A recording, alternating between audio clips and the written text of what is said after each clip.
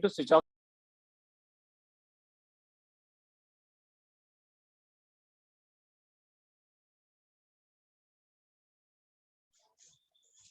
Today, in the media conference with LAL GOEL, which is brought to you by V4 News, CARUNEWS, V4 Stream, Malnadu TV India, news गांव से, Samvad Sarokar news, Bharat post news, Gyan, organ donation India foundation and Indo Gulf Management Association. Our endeavor is to bring to you a current topic, and we want to enlighten you with the current topic. And today's topic is not only current but very, very important. And the topic is Union Budget 2022 for NRIs. India's gross domestic product GDP growth for the financial year 2022 is targeted at 9.22%, which gives a lot of confidence to non-resident Indians, NRIs, to invest in India. NRIs will continue to send remittance, which have been constantly growing at $90 billion or 330.57 billion dirhams in 2021. India is ranked 7th in the world as far as remittance to its GDP is concerned. Government has not adjusted with the existing taxation regime for NRIs or the taxpayers. The government has announced two broad measures for NRIs. The first one is the introduction of e-rupee in the next fiscal year. The second noteworthy change is that e-passports are to be rolled out in the financial year starting from April 1st. The e-passport will come with an electronic chip with security related data encoded on it. This will help NRIs in managing entry and exit with ease. However, the implementation of the scheme is a concern and need to be monitored closely. So to discuss a very, very important topic about the Union Budget 2022 for NRIs, we have a very elite, experienced, and those who knows this problems and the challenges which NRIs are facing, and those who knows about the advantages and disadvantages of the budget, Indian budget is giving to them, because two of our guests are NRIs and the one of the guests is from the India, but he also have the quite fair knowledge about the challenges and the financial impact on NRIs because of the union budget. So I would like to invite my first panelist guest, and he is Professor Mohanlal Agarwal. Professor Mohanlal Agarwal is the former Professor of Marketing, Innovation and Management, IIM Lucknow, XLRI Jamshedpur, and California State University, USA. He is President of Indo Gulf Management Association. He is US Fulbright Fellow Boston, EFMD Fellow Paris, and British Council Fellow London. In 2019, he was ranked among the 251 most fabulous global education leaders. Welcome, Professor Agarwal, on our show. Professor Agarwal, as you know that on 1st of February 2022, our Honorable Finance Minister, Ms. Nirmala Sitharaman, has presented the budget in the Parliament. And in that budget, many schemes were introduced, and we have already done two programs on this with you on the union budget in different aspects. But today we are going to concentrate on the Union Budget 2022 for NRIs. So we would like to know your views on Union Budget 2022 for NRIs. Professor Mohanlal Agarwal, please. Thank you very much, sir, for allowing us this liberty to talk about the part of our fellow people who are not in India but have a stake in India. So I would call it, instead of non-resident Indians, I call it Indian stakeholders or stakeholders in India, or, whichever way we would like to put them, because we have a stake. Now, we have a stake in India as two, I would say, profiles. One profile is of an Indian. Obviously, we have our emotions, our feelings, everything is there. And that particular thing actually, I would say, grows further significantly when we become non-resident Indian, because that particular thing makes us feel more for our country, know more about what is happening in our country and what is relevant for that country, that is our mother country. So that part will never be a function of any budget or any financial change or any financial movement or initiative. That will always remain and should remain and will remain without any hiccups or disappointments or any other things. We will always be pleased to hear and contribute back to our home country, our home nation from that point of view. The second aspect is that how does it affect our economic relationship with the nation we belong to? NRI thing is more towards that part. And that so NRI doesn't mean that we have less rights as an Indian or less responsibilities as an Indian or less duties as an Indian. It simply means that our economic situation, economic relationship will be dealt with separately because we are out of India for at least 180 days or more than that. Probably our viewers would also like to know that NRI is an umbrella term. And in that umbrella term, there are three categories, including the mother category called NRI.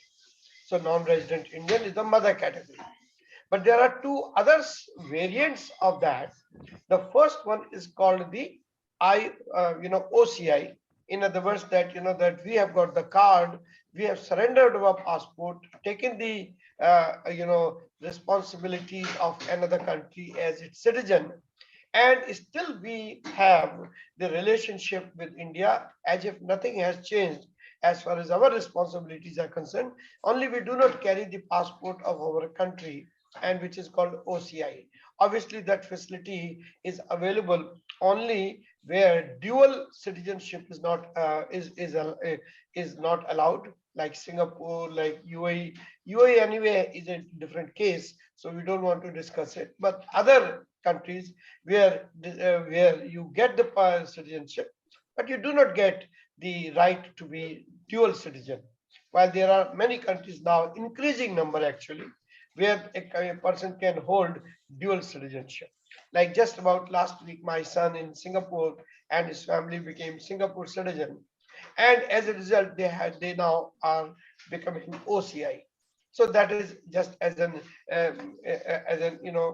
important part of that. The relationship will be different from that point. And the third is the PIO, person of Indian origin. Person of Indian origin is any person who is a resident or citizen of any other country, but did have some relationship with India, either as a passport or mother or father. So there are, constitutional provisions. There are income tax provisions which define the relationship of NRI, OIC, and this just now I mentioned, PIO. yeah, PIO. My apologies. So PIO. So all these three people are governed.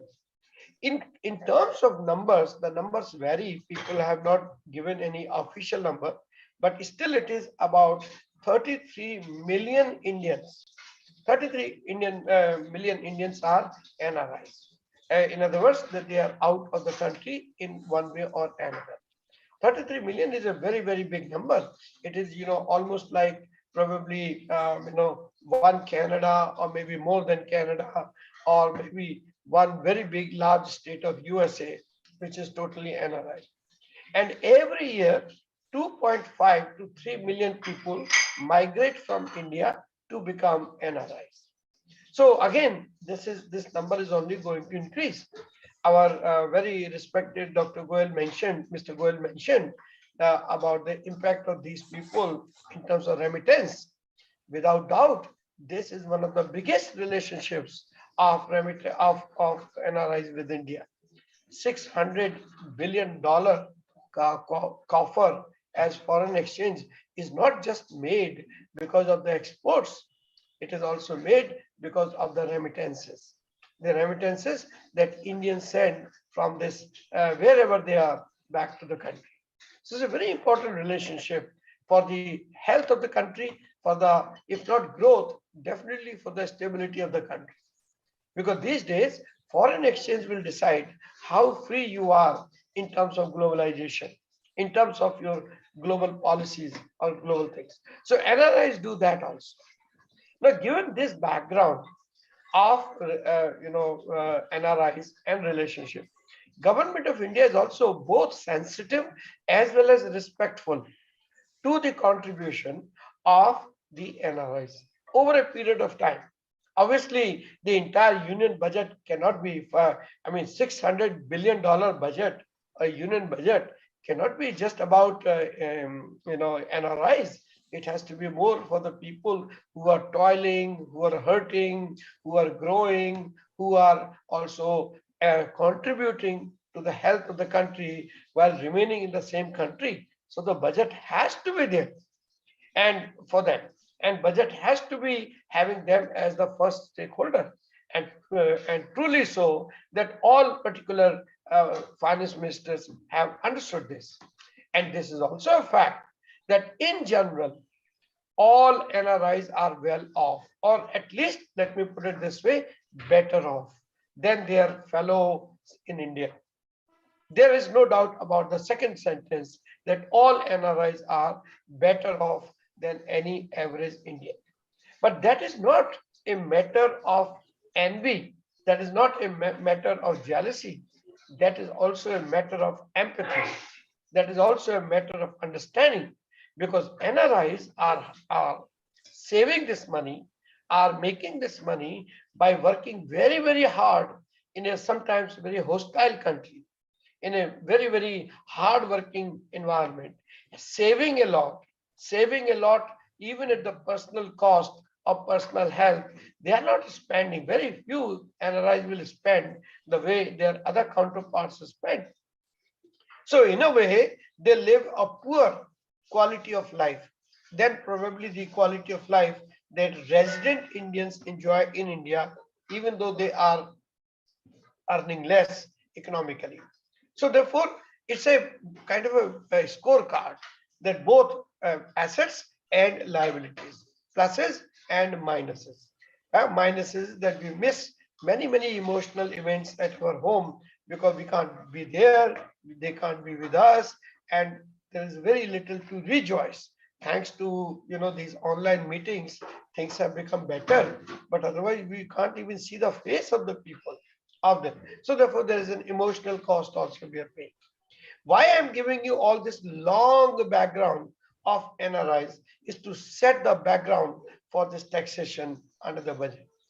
So budget recognizes those things, and budget therefore has provisions. And there are several provisions in this budget also, which will make all of us happy and should make at least happier, if not happy. The first one is the e-passport. For the last, I would say now 5 years, I'm suffering. Believe me, I'm suffering. And what is the mistake that Indian government makes? That they used to give the passport only for one year. And then thereafter, they will extend it on the third page, extend it. So my passport on the front page always shows expired, while it has been extended for 5 years. In each country I have gone, I have faced a problem. They do not believe, they think that it is a fake passport, made up passport. Why can't the government, even Indian officials do not sometimes, when I come to immigration, even they also ask this question, oh, it is an expired passport. I say, how could I travel on an expired passport? This is your fellow officers who have done that, or fellow departments who have done that. Most probably all this will be over, and many, many more features when we have e-passport. Because e-passports with a chip embedded in it will provide all data relating to me, which probably I may not be knowing, but the person will be able to ferret out because you are just scanning it, each and everything. Almost in the same way, like when we gave our frequent flying card to an airline, and as soon as they run the number, they know what our food preferences or marital status or everything that needs to be shared with them. They know. The same thing will happen here also.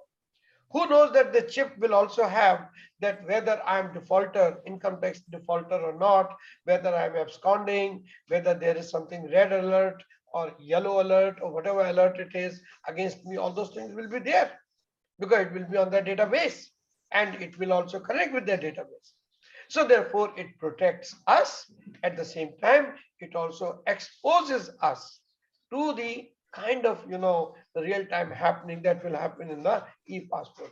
I do not know what will be the features are mentioned in that particular SIM card or the chip which will be there inside that.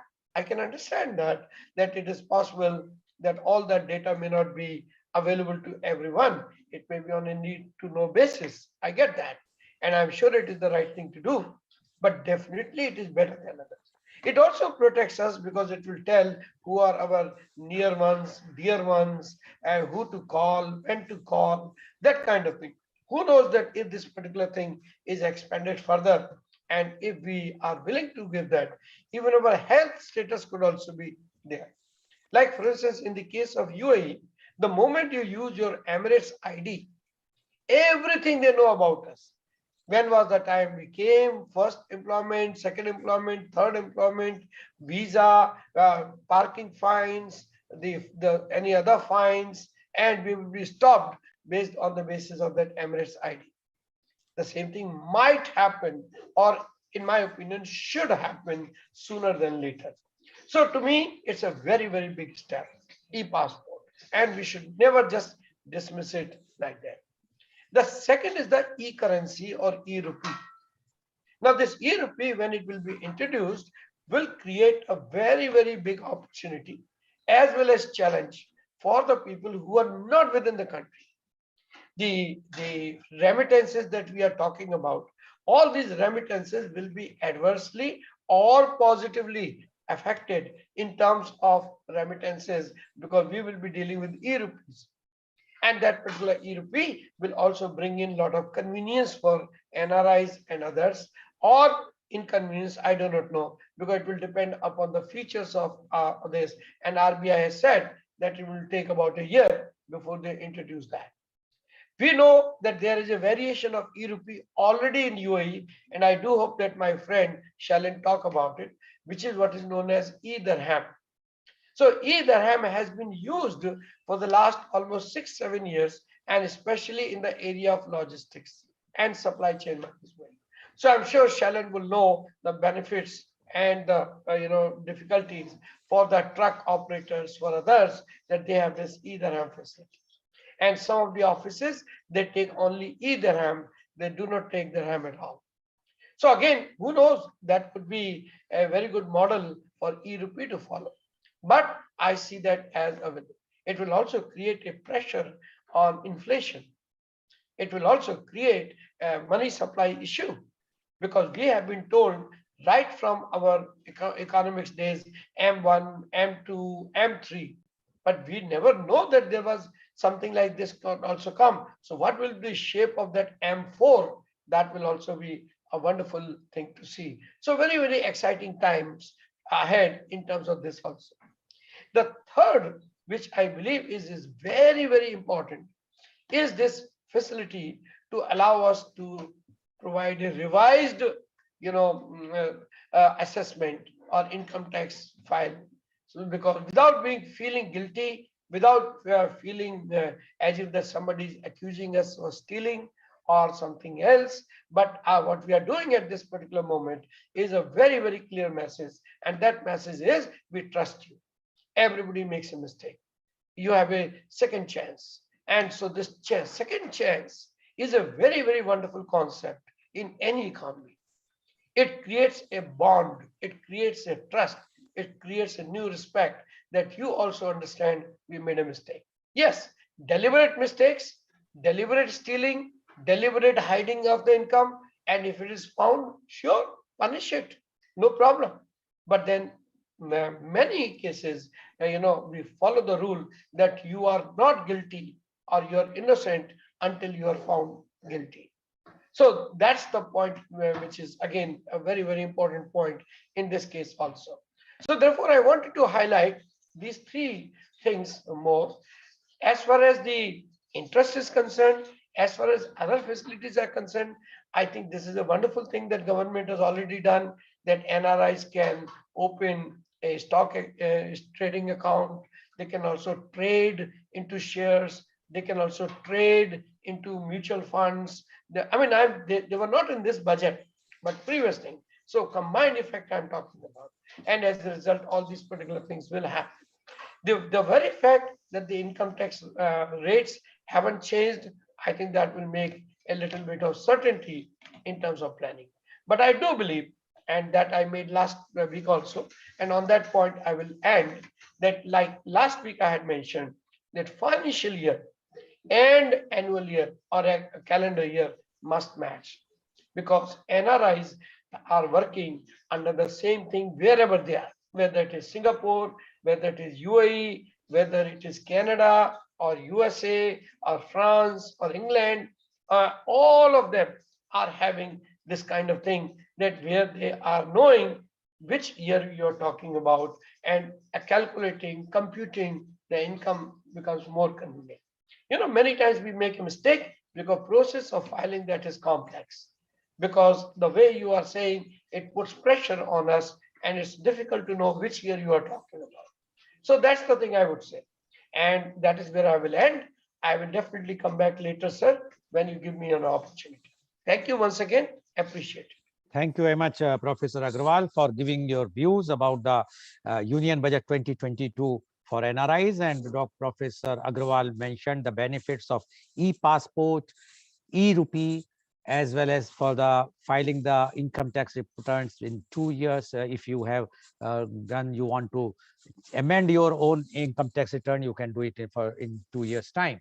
And he mentioned the benefits of what is happening in other countries.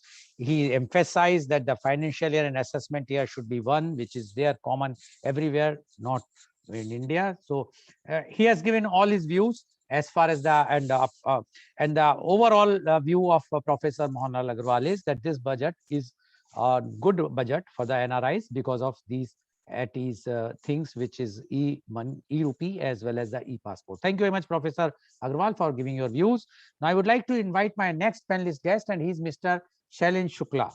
Mr. Shailendra Shukla is an alumni of Delhi University and IIM Ahmedabad. He is an astute professional with over 30 plus years of experience in logistics, management, supply chain management, profit center management, commercial operations, project procurement and management, vendor management, and ERP and systems implementation. He is currently working as a Chief Logistic Officer at Pictures LLC in MHAO, Muhammad Hareb Al Otaiba Group company with a JV with Unnao, India. Powered by massive data and innovation, Pictures is a well poised to bring in disruptive technology in logistics through marketplace and end-to-end logistic platform. Welcome, Mr. Shailendra Shukla on our show. Mr. Shukla, you have heard what Professor Agrawal has mentioned. Now, we would like to know your views on Union Budget 2022 for NRIs. Mr. Shailendra Shukla, please. Thank you so much for inviting me. Mr. Shukla, your video is off. Please switch on your video. It's a live telecast. I am actually on a very low data connection on my mobile phone. But then it is not possible. It can't be shown on the live telecast, Professor Mr. Shukla. So we require you to be live, because otherwise the viewers will not see anything. Okay. They will see only my face, not your. So it is better that if you will switch on. Yes, please. And yes. turn your mobile on a horizontal position, please. So thank you so much for inviting me, and I'm very happy to be here with such learned and erudite people. And as Professor Mohan Agrawal was saying, that this budget is very beneficial for all of us, and especially for the NRI community. I feel very happy to see new developments. Especially Professor Agrawal spoke about the digital currency. So it's been announced in the budget that the Reserve Bank of India will launch a central digital currency in 2022-23. Now, why this is a very welcome step? Now, world over, we have seen that digital currency is gaining more and more prominence, and it is coming into various operations. From booking your Uber to buying stocks to buying properties to buying million various, say, paintings or collector items. You can buy properties with the digital currency. So cryptocurrency is going to be the norm in future, and it is very important that India also caught up with that. Now, cryptocurrency is big, backed by blockchain. Blockchain is a technology whereby, unlike the old, systems of money transfer by banks, this is very quick, this is very fast, and the ledger record of all transactions is maintained in by various stakeholders, various partners. So there is absolutely zero chance of any kind of data corruption or any kinds of frauds happening or any kind of transactions going wrong. What happens is that currently, if I transfer some money from here to Amsterdam to my daughter, I have to wait. Maybe it will take 4 days, 5 days, 1 week for the money to transfer. Then you have to pay the banks. Here, the money transfer is direct to the cryptocurrency, and there is no intermediary. So actually, various banks and transfer agencies and even the credit card companies, may lose a lot of their business. But end of the day, something is efficient, more convenient. It is going to be there whether you like it or not. So we have to be ready for that. So it's a very positive step by the Indian government to introduce the e-currency, and that is the future of currency market. That is the future of digital payment transfers. That is the future of how people are going to pay for various goods and services in future. So that is a very welcome step, and backed by proper blockchain, backed by proper technology. Already we have seen India is way ahead of almost all other countries. Every week we are seeing a unicorn being born, and so many billion-dollar companies. I am sure there are people working in the crypto field, and there are people working on these kind of currencies to make it possible. And hopefully government will take advantage of all these developments and introduce a proper currency with proper legal framework. Because if you don't have a proper legal framework, it is very difficult for people to operate. If you make rules which are old, which are almost like which bring in more red tape. So it is important for the government to take view of various regulations, especially in very advanced countries like Singapore, US, and then see how the regulations work and how we can make life easy of users of e-currency and not make it more difficult. So I think it's a very welcome step. And in logistics also, we use blockchain very frequently to track our various transactions. So it's very convenient for every.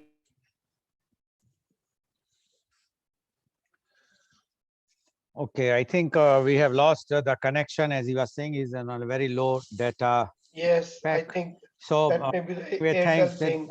Thank you, Mr. Shukla, for giving your views. And Mr. Shukla was welcoming the budget because he says the e-rupee thing which they have introduced is a welcome move.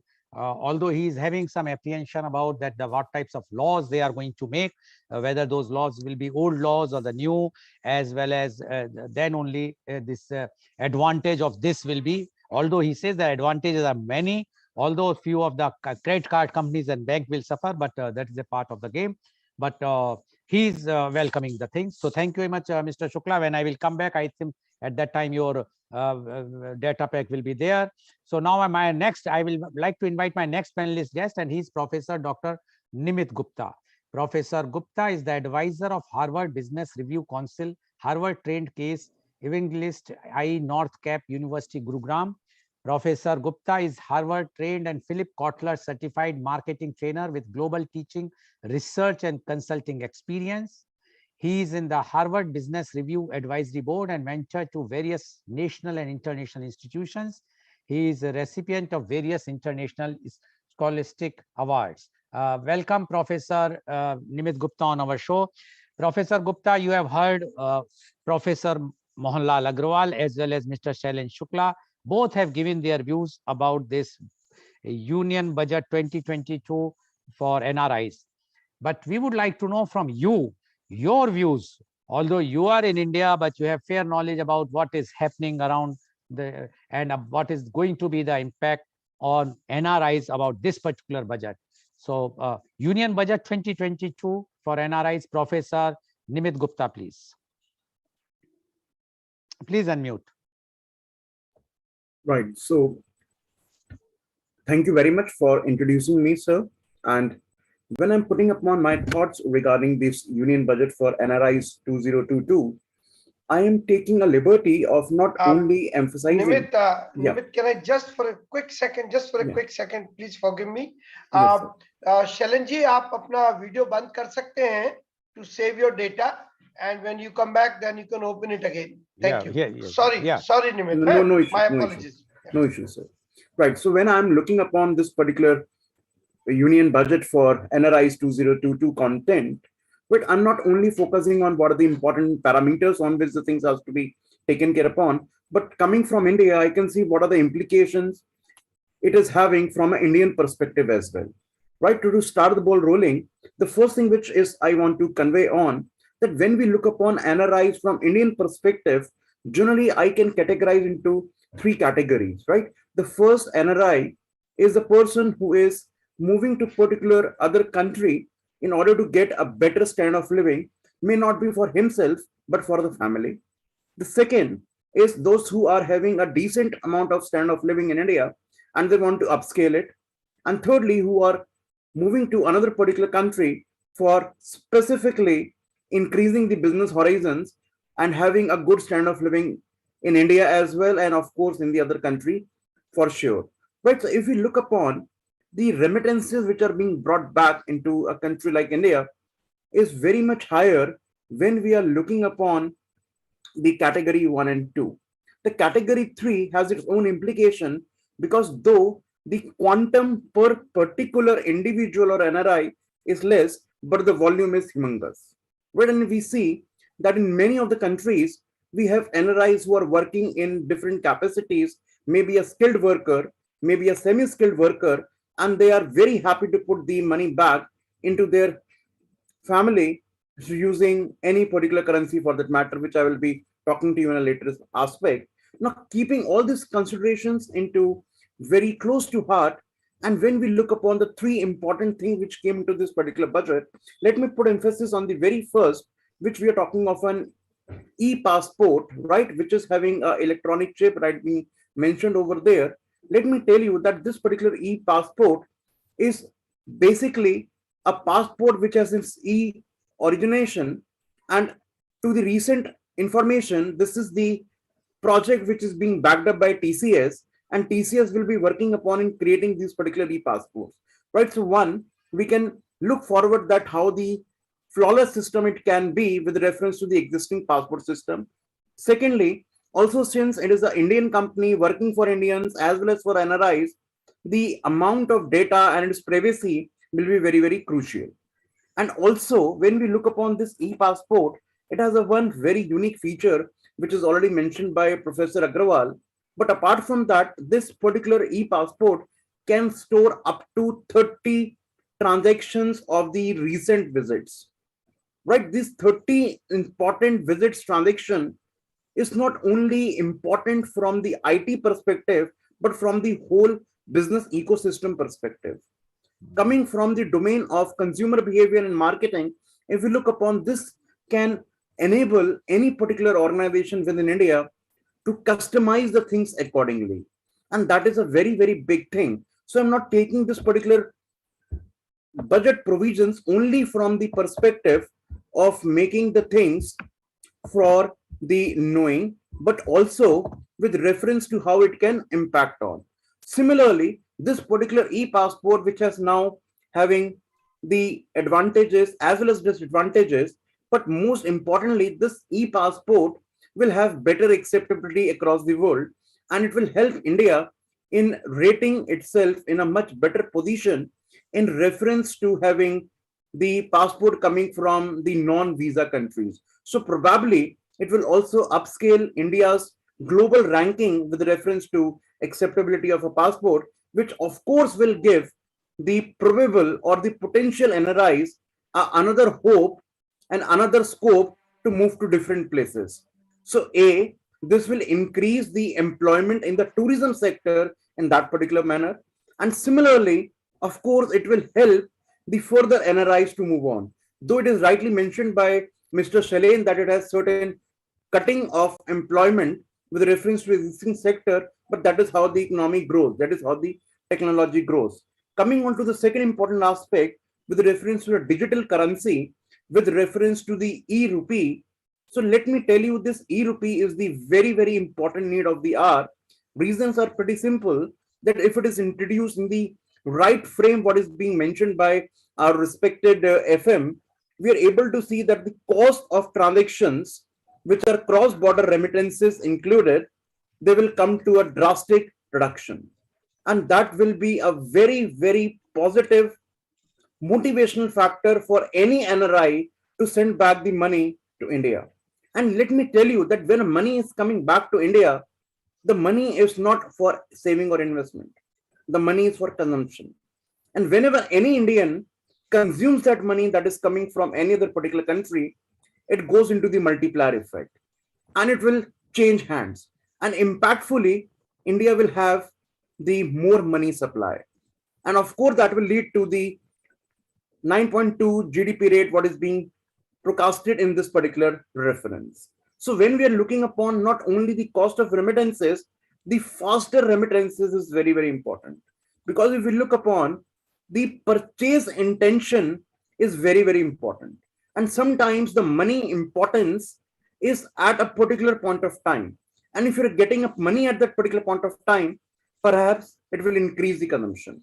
So my take on this particular digital currency, which is e-rupee, is that at one time it is, of course, reducing the cross-border remittances nuances and increasing the faster remittances, but at the same time, it will fuel the consumption within India. And let me tell you over here with a particular scenario, and we are seeing that most of the NRIs which are moving across, they are very, very happy because of so many reasons to go along with their family, which is a nuclear family for that matter, and perhaps parents which are comparatively older are staying back in India. And for this particular parents who are staying back in India, they have abundance of money coming from their son or a daughter, but they want good services. So if India creates a particular ecosystem where the money in this particular domain can be taken care upon, we are able to find a more fueling kind of a different kind of economy where we can have better housing, better so-called services in terms of hospitality, in terms of the medical facilities and elder care and similar kind of things, right? So this particular e-rupee, what I think is a very, very important step in making the India's growing economy with a particular kind of motivational fuel, because this is how we are able to translate the actual usage of the money which is coming from outside. Thirdly, which is very, very important in this particular regard, is that with the different kinds of cryptocurrency which is coming up, blockchain which is we are focusing on, and everything which is being out there. So the FM is very, very importantly mentioned about the transactions and the taxation on those particular things.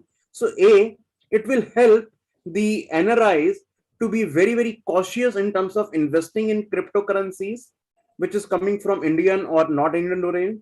And similarly, coming from the Indian domain, it is also having a important reference. Also, what I can feel is that with this particular budget and with this more remittances and everything happening on, the startups will be getting much more fueling with reference to the investments coming from NRIs. And if we see that in Indian context, the service startups are gaining, which requires not so much big kind of a funding, but a funding which is coming from the authentic sources. So this authentication, transparency, and accountability, all these three things will eventually come across when we have a good amalgamation of e-currency in this particular regard, right? Thirdly, in this particular reference, very, very important point which remains unaddressed in this particular budget, which was very much needed by NRIs, though it was not touched upon, is the residency issues. So many of the NRIs were looking upon the residency issues regarding 180 days or the amount of the remittances which can have a capping on needs to be further taken care upon by the finance minister. But I think that it is a very progressive thing which is moving on, and probably in the next one or two budgets we are looking for the residency issues can be taken care upon. And at the same time, if we try to see the chronology, this budget is not having its standalone in terms of NRI. We have seen pre-COVID the initiatives coming from this particular government in order to move towards NRI, and not only NRIs who are coming to India, but at the same time we have seen that whenever our PM goes to any other particular country, he always loves to interact with NRI. So this budget is a stamping on that, that government is very much alarmed, government is very much committed towards their NRI, and they're taking different measures in order to make it very sure that how the NRIs can be taken care upon in this particular reference. So as a conclusion of what I have said, I would like to just conclude by saying that this particular step of making its budget to be more friendly towards NRI, this will give a very much boost to the startups in India, and also to the specifically those particular brands and organizations which are very, very specific to a particular state or to a particular region where we source most of the NRIs in different capacities. For example, if we look upon in UAE, we see many of the NRIs from India are basically coming from the states of Kerala and so. So probably just imagine when the amount of the e-currency and everything happens, which makes the things easier, more money will be flowing into these particular states. So as a caution, I can think that there can be more of the regional diversity and balancing which will be required in coming days of times, and hopefully the government has taken all those particular things in their consideration. So in all, if I look upon this budget is a very promising budget, and probably the next item on agenda for the next maybe 2-3 years is the residency issues.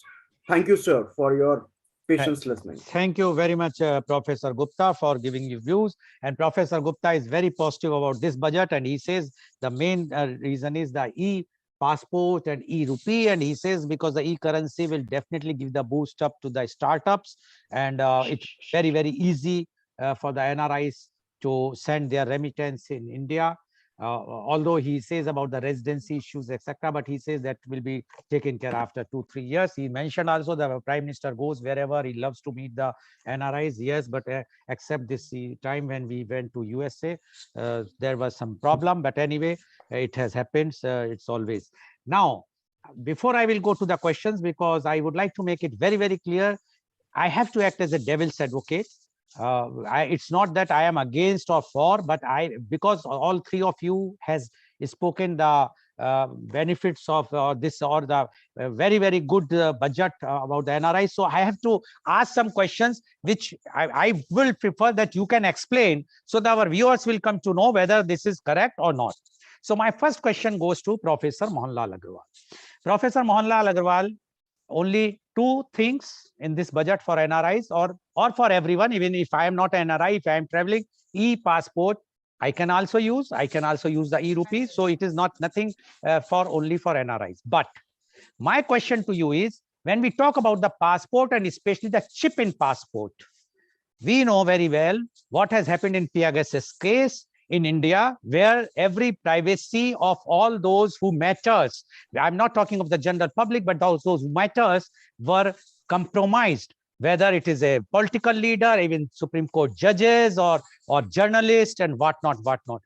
Don't you think this chip in the passport will definitely going to give all the informations which many people, like if you are going today, as you mentioned, that about your crimes or income tax default, and if you are wanted or not wanted, everything is with the immigration system. Everything is computerized in India. There is nothing which immigration officer is not knowing about you, until unless if it is a crime which you have hidden. So whether if you have hidden the crime, then even the e-passport will not carry that information. So whatsoever information is already on the computer of immigration. But this chip is going to compromise the privacy, because once you go anywhere in the world, and if you are staying in a particular hotel, or you are going to a nightclub or wherever, everything can be watched by the government. Even with the latest technology of Pegasus, they can overhear what you are talking, whom you are meeting. They can view also with their camera on, which we know the technology. Don't you think it will be a very big privacy issue when we already have the technology, when we have all the information with the immigration and the government? What is the need of this chip in the passport, Professor Agrawal, and what is the advantage the NRIs will get with this chip, because already every information is with the government? Professor Agrawal. Thank you very much for raising a very important concern on behalf of everyone. And you absolutely have a right to do what you are saying and what you are doing. And your explanation also makes it very clear that you have all the right intentions. What is happening here in any technology, not just this chip, but any technology, technology brings transparency. Technology brings more information. But each and every technology also has what is known as barriers, information barriers, which is called need to know basis. And those particular barriers will always be put in any technology, that where someone has access only to this information, thereafter you need to cross the barrier, and that barrier will go to the superior, then thereafter certain other things, then other. So each and every person will not have access to each and every information that a chip brings or any technology brings. The same way, like in a credit card or in a bank, that when you call a call center and when they ask your ID, bank ID, and all those things, they are also not allowed to ask more questions. At the same time, they are also not allowed all the information that the customer has. Why? Because it is not required for your purpose. So the purpose will determine the information, or access to that information needs to be given to that person. Each and every technology person knows that this particular thing will be used for this thing, but there are barriers. So hopefully those barriers will be there. As far as Pegasus and other those things are concerned, those particular things are many times politically motivated. Political considerations are there. Sometimes security considerations are there. Sometimes national security considerations are there. And therefore, best thing is to elect the right people in the governance, not to throw the technology out because we do not have the right persons at the helm of the affairs, or who are our masters, who misuse, abuse the information given to them. That is a human error, not a technology error. So just because a human error, a technology cannot be stopped. Technology has to continue. Plus, what will happen now, coming back to the benefits you mentioned and this thing, there's no doubt about it that each and everything has pluses and minuses. So what we do, we always look what is known as the net gain. If there is a net gain, go for it. If there is a net loss, don't go for it. Why? Because the technology liabilities outscore technology benefits. But if the reverse is true, go for it, because those particular things and these kind of politicians, whether it is BJP or Congress or any other, this thing will continue to improve because transparency is increasing, because social media is also tracking them, because judiciary is also getting activists or more activists. So therefore, I don't see that just because these errors have taken, we should stop the technology in any sphere, never mind about the passport. So that's why I'm saying again, net gain is higher than the net loss in terms of this change. That is what I would say. Thank you, Professor Agrawal. According to him, net gain is higher than the net loss. Thank you. Now my question goes to Mr. Shukla. Mr. Shukla, you were talking about e-rupees, the advantages, etc. As you know very well that maximum NRIs from India are of a labor class, or those who are not that much educated. And in India, we are seeing every day the cyber crime, especially for the banks, are taking place. Every day there is a full interest startup, I will say, or the industry is running from Jharkhand and other states, which they are calling everyone and doing lots of fraud. Every day it's reporting. Now just imagine, once this e-rupee will be there, where you are not directly dealing with the credit card companies or the banks, etc. It is your thing. And those who are NRIs, maximum NRIs, because we are talking of NRIs, and NRIs are, as Professor Agrawal has initially mentioned, the PIOs and OCIs. They are not in the Gulf area, and we are talking of NRIs are generally in Gulf. Other places they get the residency, so they are not that much of what we have seen in the Gulf area. Now, when the maximum 80% of the NRIs from Kerala, and many of them are in that labor class. Don't you think this cyber crime is going to create a big havoc for this e-rupee? Because anyone will say, okay, I will transfer your money, you allow me to do it. Earlier, they were having faith in the bank. They will go to the bank, and the bank people used to do. While e-rupee, you have to do yourself, number one. Number two, government should be ready. Like you are saying that it will take time to come out. Government should be ready first, because budget means it should be effective from 1st April of that financial year, as Professor Agrawal is emphasizing that it should be assessment, the AY and financial year and the assessment year should be same. So here also, if it is 1 year after they are going to implement, then why it was mentioned in this particular budget? So my question to you is whether this e-rupee is really going to benefit, or it will be beneficial only for few who are high ups or who are earning more, and those labor class is going to suffer the maximum with this cyber crime, which is prevailing in India. If you have no information, you can check up from any of your Indian relatives and friends. Almost every day, so many people are losing their money. What is your view about this, Mr. Shukla? Sir, I would give a slightly, very simple answer to this very complicated question. The simple answer is, if you don't lock your house, you're likely to get robbed.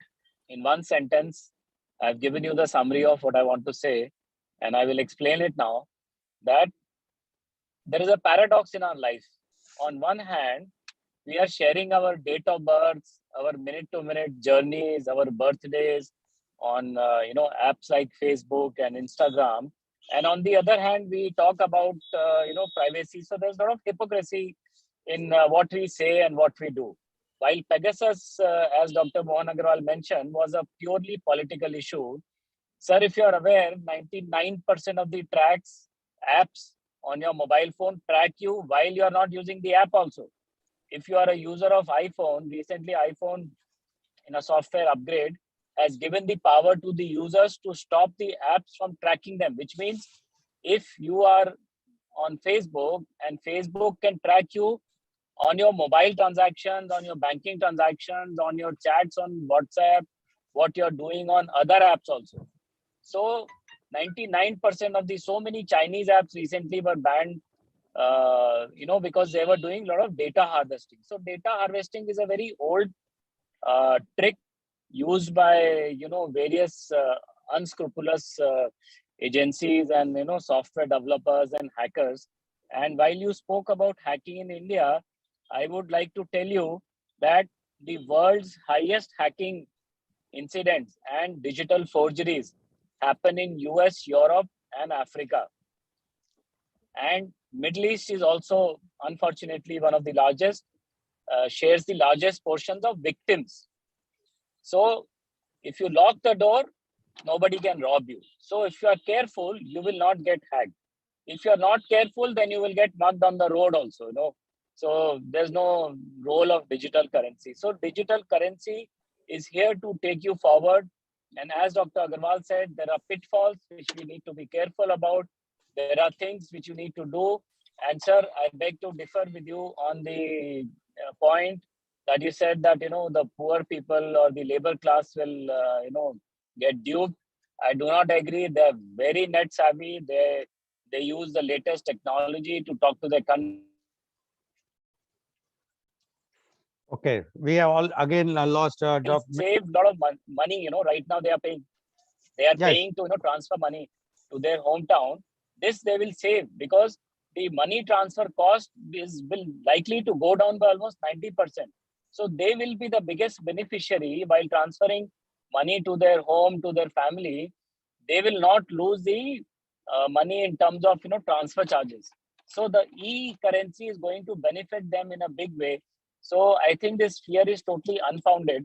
And as we see any new technology comes, people learn to see the pitfalls, and they find ways and means of how to avoid them.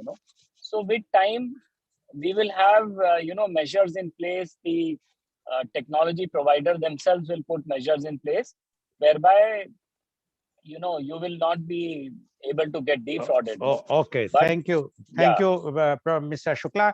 Only one point I would like to add. When you are talking about USA, UK, and other countries, they have a very strong, robust insurance companies who are covering all these frauds. While in India, there is no such type of insurance. And when you are talking about that now, the technology savvy, in India, we are seeing the cases, everyone having iPhones or Samsung top notch, learned people, educated people, and they are losing money every day. The news is coming so many percent because it's not the tech savvy, the way they are doing it. And those persons who are doing it, they are not hacking.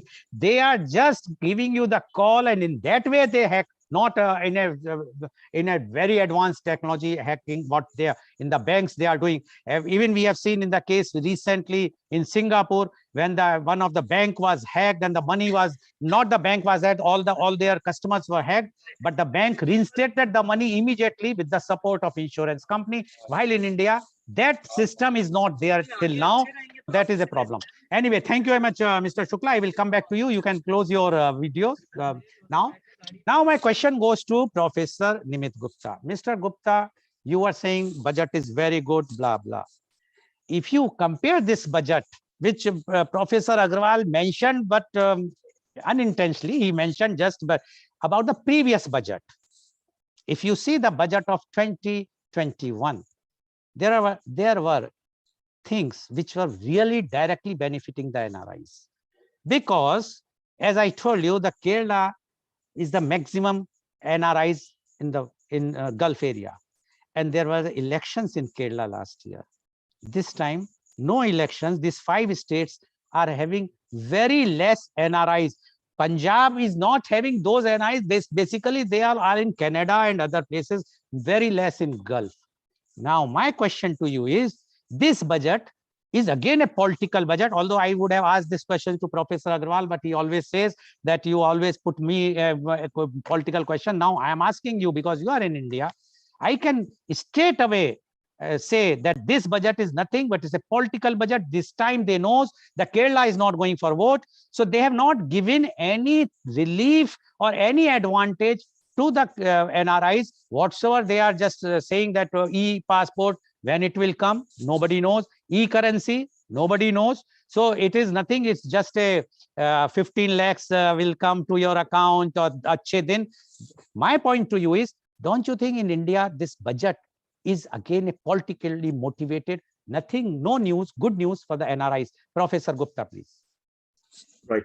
So thank you, sir, for this pertinent question, and also saving Professor Agrawal from this question. Right. So in India, if we look upon 2 things we cannot separate from India. One is cricket, another is politics, right? So in India, every decision for whatever is being taken care upon has a pinch of politics for sure, right? And if we look upon this budget, of course, if it had been the states which are having more NRIs like it was earlier in the previous budget, there has to be more populist measures in the budget, keeping that particular state into consideration. So I totally agree with you that this budget has certain amount of political influences, right, at one end, but at the similar end, if we look upon, again, not coming from the perspective of whether I am with particular government or not, but from a journalist perspective, if we look upon, the budget is forward looking in a sense that at least it is talking about something which is happening across the globe, because technology is one thing which is cutting across across the globe. Reason is pretty simple, that government also wants to compete with the other particular countries as such. But for sure, it is very much right that if we look upon from the perspective of what we have said in terms of that this gonna happen versus when actually it will happen, there is a time lag. And rightly mentioned by you, Goel sir, that if it is being proposed in a budget, it has to be implemented from 1st April, which there is no particular decision as yet. So to cut short, it would be a very, very happy and a promising state of affairs when they have said that digital currency or a e-passport is there, but it will be implemented from, right? So if they have given a specific date which is very, very near to the promise, the things will be much logical in that reference. Thank you very much. I can see Professor Agrawal was smiling. Okay. I would like to answer. Now, I would like to answer. Professor Because this is a Agrawal. very, this is a very important question you have asked. Mr. Goel, I never, love you more when you do not, when you ask these questions, I absolutely love you. There's no issues about Thank you. it. Thank you, Professor Agrawal. Yeah. Now my question. Let me answer. No, 1 minute, sir. I want to answer that point, political thing. Let me give you some facts so that it is easy for us to understand. The districts which are sending NRIs in Kerala is only one. The districts which are sending NRIs from UP are 23. The next one is 9. And UP has already taken over Kerala in terms of remittances from the Gulf to India. So therefore, the previous notion that Kerala, no. The Kerala is only 16 to 17%, and with the number that they have and the number that we have less, almost 1/5 of that is 11% which are sending. So therefore, and UP is going to election. So therefore, if that was the case, then it should have been more, because government has all those data already with them. So what I'm trying to say is probably, this is my guess, I am just giving that we need to give the benefit of the doubt to the budget makers that they went for the principles and policies rather than this. In this particular panel, Mr. Shukla and I come from UP. In this particular panel, Mr. Gupta is also coming from border of UP, if not, UP, because he is working in Haryana, but he is basically Delhi or UP. Am I correct, Nitin? Something like that? Right, absolutely. Yeah. So therefore, the political overtone, and I'm not saying that, Kerala has lost its place. Kerala has gone. I'm only answering the question. It is not a political document the way we are saying. It is just saying it the way it is. If this was the case, there should have been more SOPs for the NRIs, because the number of people, number of districts, number of remittances coming from UP is bigger, much more.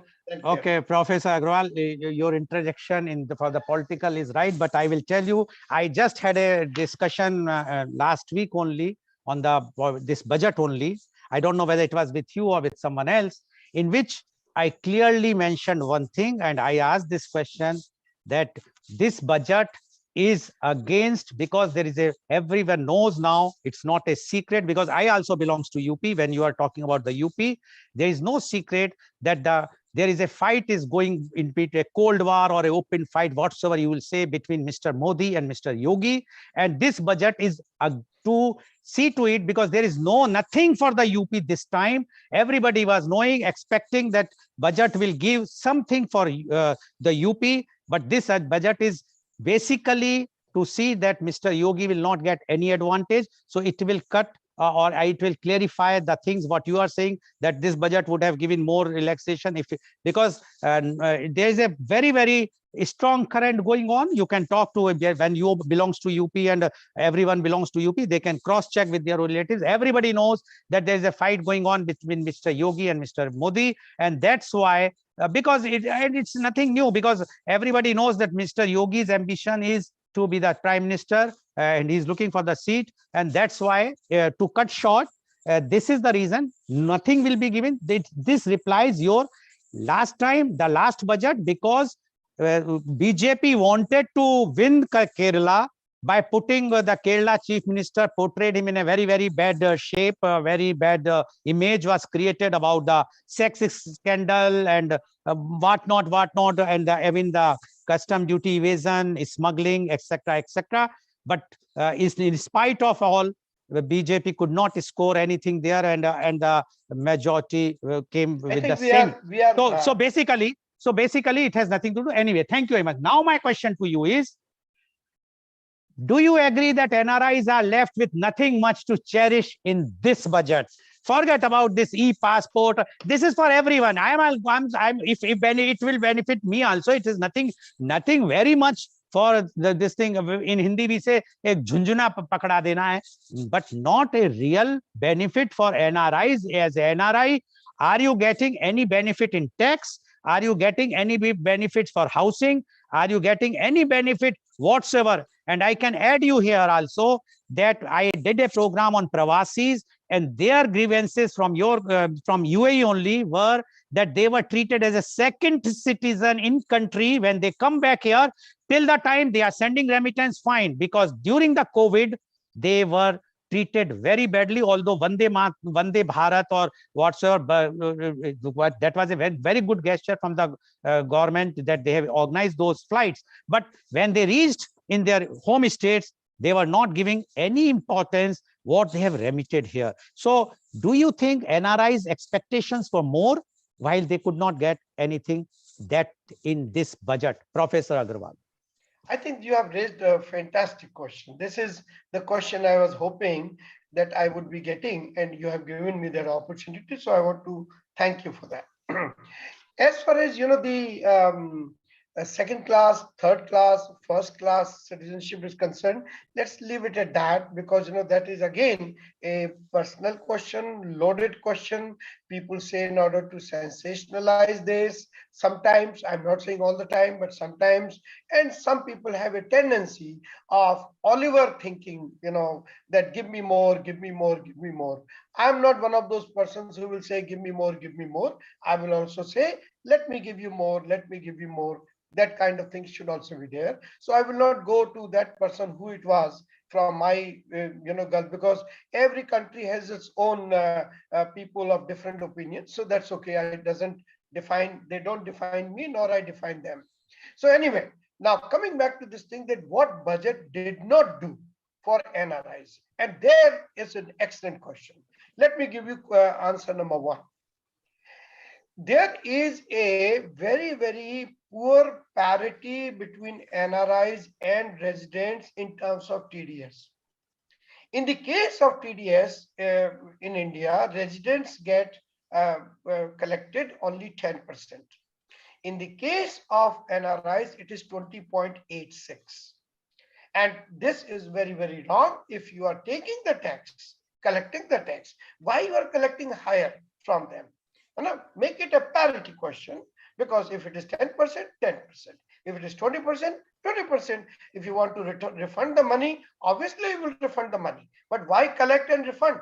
If you are going to make in any case, NRIs pay lower tax amount than the residents, but you are collecting more. So as a result, you are keeping somebody's money unnecessarily without having any kind of justification for it.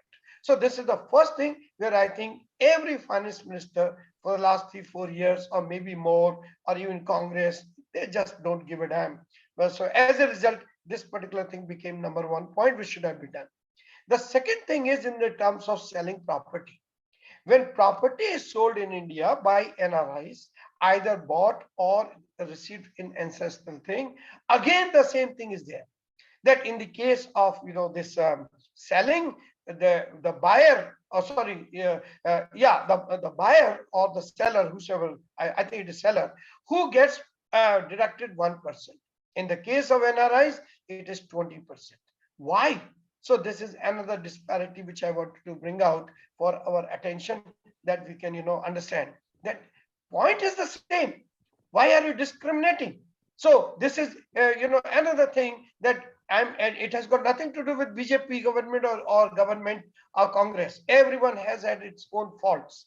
I'm only talking on issues rather than from political things. Okay. The third point which I would like to say is, and which is very important, I think Nimit mentioned that, I want to elaborate it further, that in India, we can send only $250,000 per year as the maximum limit.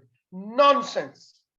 Make it a million, make it a 2 million, because the moment you do this, hawala will also go away. Hawala will also be coming into the net. So why are you doing this 250,000? One time you say I want money, and second time you say that I want only limited amount of money. What kind of nonsense is that? This doesn't make sense anywhere. The nonsense means from that point of view. So make it a million, make it a 2 million, make it unlimited, but only digital payment.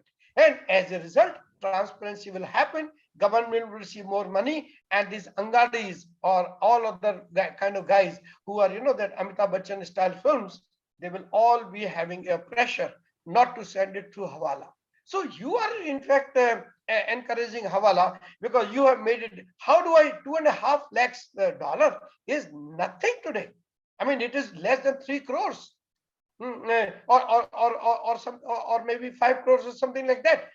In my opinion, it's very bad. And as a result, now again, Nimit very beautifully mentioned that every day or every week we are having a some kind of a billionaire company. From where will they give the money? How will they send the money? So again, my thinking is, it is very, very sad. So number one, tax parity. Number two, removal or at least significant increase into the remittance thing should be there. And number three, you want to tax parity. I also pay taxes in USA.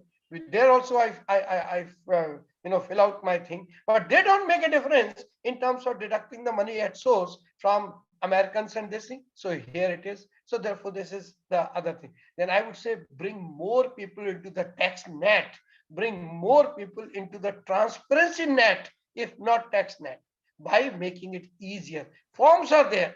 You are following, only one form.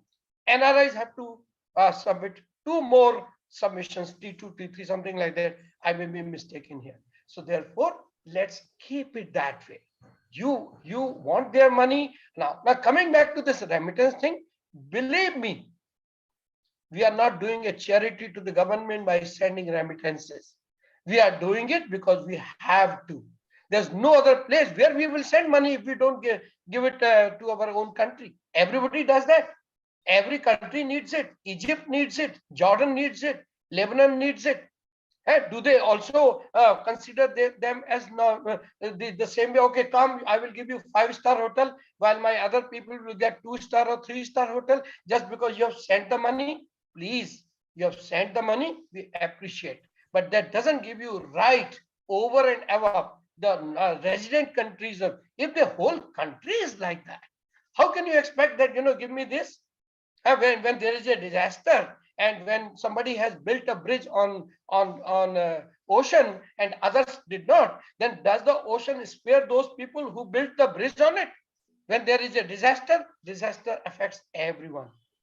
So therefore, let's not ask for more, let's give more. And don't make issues of very, very small nature into a macro issues. Macro issues are there, deal with them. Micro issues, well, leave it at that, because this is a democratic country. Okay, thank you very much, Professor Agarwal. Now my question goes to Mr. Shukla. Are you there, Mr. Shukla? My question to you is that in this budget, government has put 30% tax on income from any virtual digital assets, which could act as a potential headwind for the investors to embrace this new asset class. Do you agree? Because the thing is that if, as you mentioned about the cryptocurrency, everybody is talking about cryptocurrency, but in this case, the government, although government is still giving a statement, neither they are banning it nor they are legalizing it. Government is in dilemma what to do. And till yesterday, I think that yesterday there was a statement of our honorable finance minister that they are not banning it nor legalizing it. But anyway, they have put the 30% tax. don't you think it will discourage the NRIs to deal in the cryptocurrency in India, instead of they will deal it in other country where there's no such type of tax? Your views, Mr. Shukla. Sir, I think your question is very valid, but all I would say is that, it's like a child growing. It will take, change shape. It will take different routes. It will, fall while it tries to stand up, and then gradually it will start running. So it's very early for us to say that this is right or this is wrong and why this was done. I think let's wait and watch. Gradually, over a period of time, it will evolve into a mature product, and we will have more mature laws to deal with it. I think my view on this is okay. Thank you very much. Now my question goes to Professor Gupta. Professor Gupta, you say that Sir, can I answer that question also? Okay, please go ahead. Please go ahead. Thank you. I mean, since we have time, and that's why I'm. Please go ahead. Yeah, thank you. I totally agree with Shalin what he's saying, but let me add few more things also. A government has to take steps somewhere towards doing something.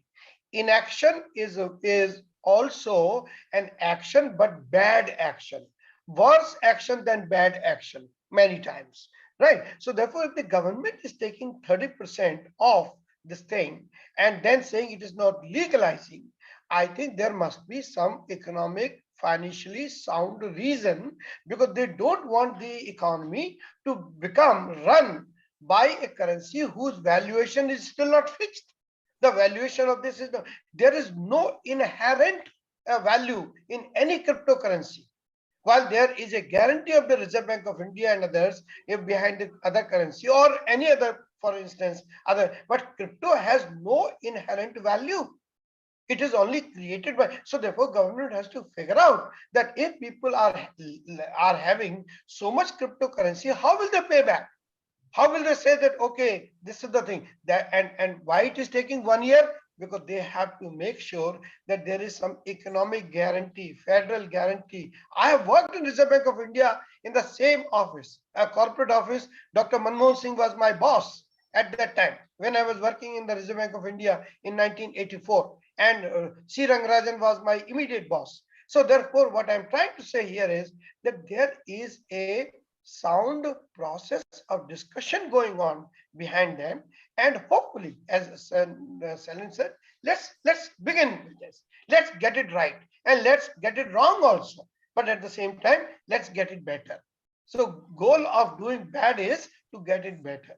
Now this cryptocurrency thing at everywhere, you have seen how much money everybody has lost. Today in UAE, I do not know, but I think Sharon knows about it or not. But I know many people who lost money and who have lost their life in terms of dealing with a cryptocurrency. Every day it goes up and down in a very, very wild, swinging way. Okay. If this guy says something, then it goes up. Then Professor Agrawal, they should ban it for the time being. Once they are ready with the laws, then only they should do it. I'm sorry, sir. I will not agree. I'm sorry. I disagree with you. I'll tell you one thing. One thing. I'll give you the example. When this Star Television come to India, there was a very, very arrogant, stupidly arrogant minister, Mr. Sathe was there, and he had told that we will ban the airwaves. And at that time, Murdoch, who was the owner of the Star TV, still is, he said you will have to spend the entire GDP of your country, and still you cannot, ban us because this is technology. So the same thing, I think we should take prudent steps. But I understand. But the thing is, once you are charging a tax on any action, I am not talking the cryptocurrency, anything, it terms to be legalized. A person, suppose I have purchased some deal dealt in the cryptocurrency, I paid to the government. Tomorrow, I can very well say that this is a legal thing with me because I have paid the tax. This is a very, very common sense for everyone, that once you paid the tax for a particular deal which is authorized by the government, then that particular deal is legalized. But when minister is saying that it is not legalized, nor we are banning, so something is there. It's a lots of confusion. Anyway, I am going to keep a program on cryptocurrency also. There we will going to analyze what is cryptocurrency and why it is not been legalized and why it is to be banned and what are the I will be after happy effects. to be a part of the Yeah, discussion sure, in case if definitely. you I would allow like to me. invite you. Thank you very much, Professor Agarwal. Now my question goes to Professor Gupta. Professor Gupta, you were saying that because of the e-passport, our position in the world ranking of the power of the passport will increase. I don't think that the passport will have any of that impact. Because e-passport is carrying by the Indians, and this thing, our passport is require the power to go to other countries where they are not allowing, because our problem is the visas restrictions. Even if Professor Agarwal will become NRI, if he has to come to India, he has to obtain either OCI or something, which is very.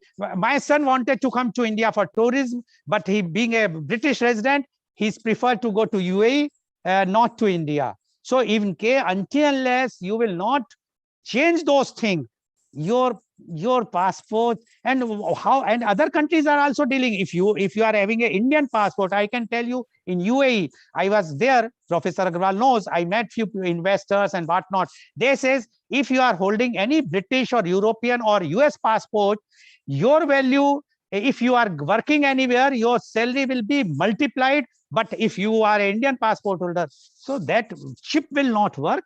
I think it is. What is your view about it? 1 minute only, please, Professor Gupta. Right. So I do agree with what you were saying, but I just try to give you this particular viewpoint that since not from the emotional or a behavioral context, but from the technology adaptation progress, right? And with the aspect of how advancement is happening, that will facilitate the in and out in that particular country or so. So not from the perspective of that. For example, if I've been into Dubai, and I've been into Dubai a number of times, and I also see that Indians are considered to be the third citizen, and Britishers will consider to be the first citizen, and UAE becomes the second citizen in that particular reference. But the idea over here is that since the many of the world countries, they're going for technology upgradation, so this particular step also makes India ranked ahead in those particular countries which are moving with technology. And in that reference, the one of the parameter in making whether a passport of a country is ranking in which particular manner, so technology is one of the parameter, of course, which will help in this particular reference. Right. Okay. And yeah. Okay, thank you very much. So now my last I think round. I totally agree with Professor Gupta. Totally Okay, agree. okay, thank you. Now my last round, 30 seconds to each. Professor Agarwal, according to you, this budget is very good or average or bad for NRIs? Professor Agarwal, unmute, please unmute. No, it is average. It is Okay, not very good. thank you. Average.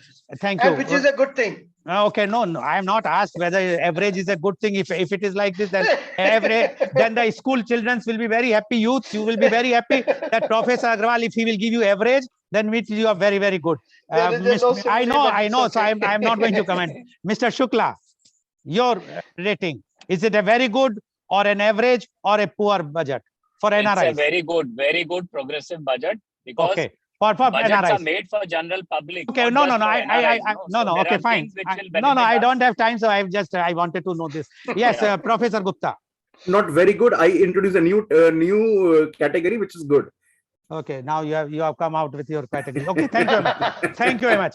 Thank you. So viewers, you have seen. Teachers are always like that. Yeah. Viewers, you have seen today that all our three expert panelists has given their views, and their views are very, very clear that this is a progressive budget because it is adapting the technology, and which is very much required in our country. Only thing is they were expecting some more relaxations, which the Honorable Finance Minister has not given the best reason known to her or to Mr. Modi. But one thing is very clear, this budget, they are very happy, and I'm sure if NRIs are happy, we will get more and more remittance to the country and our country, because we are always want remittance more, and that if remittance will come more, we will be more happy, because instead of doing something where we will be sending remittance outside, should be our aim that tomorrow we must make ourselves so much powerful that other countries people are working here, and let them send the remittance abroad. Then we can say,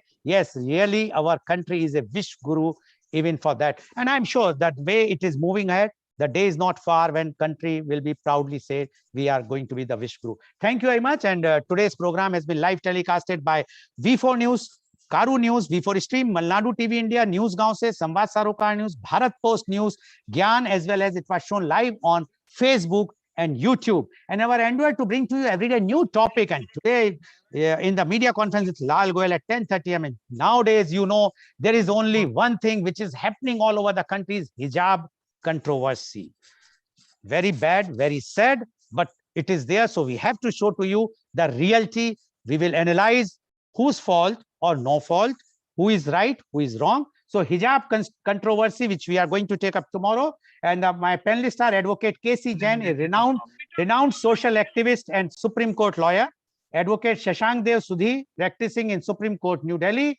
Advocate Amir Ahmed, renowned lawyer at Agra. And Dr. Naveen Gupta is the director of Hindustan Institute of Management and Computer Studies, HIMCS, Sharda Group of Institutions, Mathura. Because we require one institution, because this hijab controversy started from a school or college. Now it has spread all over India. So we have to, and although the matter is with the Supreme Court as well as the Karnataka High Court, which the day-to-day hearing is going to start from Monday, but it is erupting everywhere. We have to check it, and we have to see to it that it should be stopped immediately. Otherwise, not only in India, it is going to have a ramification all over the world, especially the Middle East. Thank you very much for watching and our show. Thank you very much, Professor Mohan Lal Agrawal. Thank you very much, Mr. Shukla, and thank you very much, Professor Nimit Gupta, for giving your very, very enlightening view.